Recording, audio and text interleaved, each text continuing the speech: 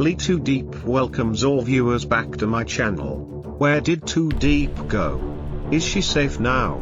Is the story that she is pregnant with John's child true? James is falling into despair. The fire burns inside James, but he still tries to suppress this pain to find the truth. All because of Tu Diep, his love. Is there still a miracle and hope? Let's all watch today. In the silent brilliance of a city morning, James, the young CEO once defined by success and unshakable determination, sat motionless by his office window. A cold cup of coffee rested beside him. His phone lit up continuously. But there was no message from the one person he yearned for, Diep. 4 days. She had vanished without a trace. She left after a minor disagreement, saying she needed time alone, just a break. But James never imagined a break would mean forever. He slept little, ate less, and kept calling Detective Tham, pleading for any lead. Yet, police had none. At home in the small kitchen, James's mother stood, tears staining her cheeks. Every morning, she made him hot porridge he never ate. When he entered, her voice trembled with barely contained worry. "James, you can't go on like this. If you get sick, what am I supposed to do?" He lowered his head, unable to lie. He wasn't okay.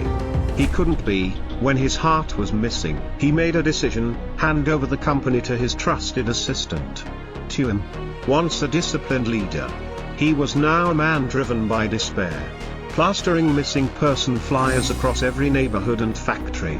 "Wherever you are, I will find you," he whispered, clinging to that promise like a lifeline. His investigation led him to John, his old rival. Their businesses had clashed before, and James suspected John had discovered the Diep knew incriminating secrets about a shady timber deal.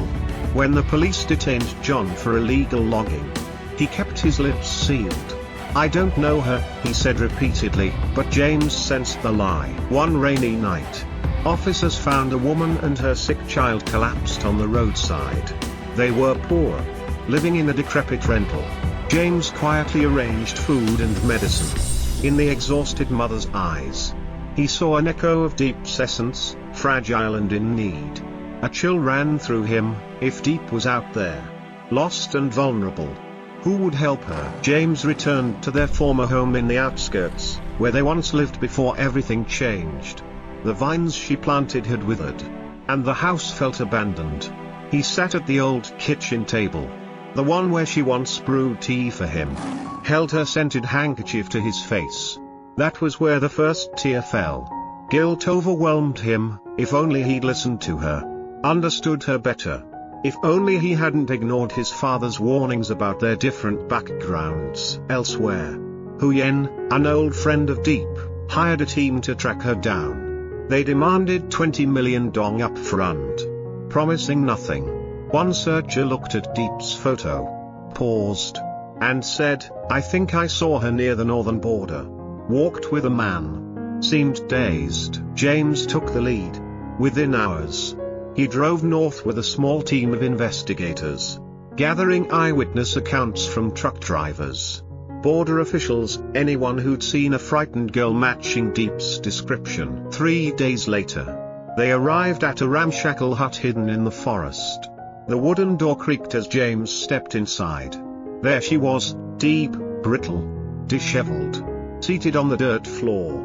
As a shaft of sunlight hit her, she turned her head. It was her. Her eyes were distant, her lips cracked. James froze, but one word escaped him: Diep. The world shattered into focus the moment she recognized him. Tears streamed down her face. "James, how did you find me?" She had been drugged with a memory loss serum and abducted by a human trafficking ring. They intended to move her across the border for forced labor. Miraculously, she escaped. Disoriented and frightened, she wandered through the forest until found by locals who helped her survive. James caught her trembling form in his arms and held her tight, rain mixing with his tears. They returned home. James's mother wept with relief when she saw Diep, like a precious daughter rescued from darkness. The missing person flyers were taken down and replaced with thank you notes to the community. At the factory, life slowly awakened again. And vines under Diep's care began to sprout new green shoots. They didn't rush back to normal. Instead, they relearned how to love, forgive, and heal together, step by step. For now, they understood one thing: even when the light seems to fade, as long as hope remains, a new dawn will always come. They had finally returned home. The days grew warmer. The vines began to green again under Diep's gentle hands. And laughter, however faint, returned to the walls of their once cold home. James began to feel whole again. Slowly, carefully, until one evening changed everything. It was a rainy night. Diep sat in the bedroom, staring at an envelope in her hand, one she had hidden since returning. Her fingers trembled as she walked toward James, sitting silently by the fireplace. "James," she said, voice brittle, "there's something I've been terrified to tell you." He turned to her, confused. "What is it?" She handed him a folded piece of paper. "Test results." He opened it. His eyes scanned the document once, then twice. Then he stopped breathing. "Pregnant. Blood results. Weeks confirmed." And beneath that, a name scrawled in rough handwriting. "Father, unknown, possible match, John." His breath caught in his throat. He stood up, slowly, as if the floor beneath him might collapse. Diep tried to speak. "James, I don't remember anything. They drugged me. I didn't even know. But James couldn't hear her. The room spun. The storm outside roared louder. His mind raced. John, the man who tried to ruin him, who kidnapped her, who...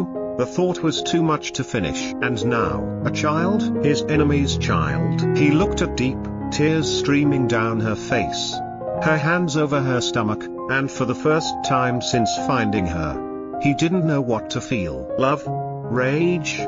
Betrayal? Pity? Everything blurred into silence. Without a word, James walked out into the rain. The light had returned, but the shadows now ran deeper than ever.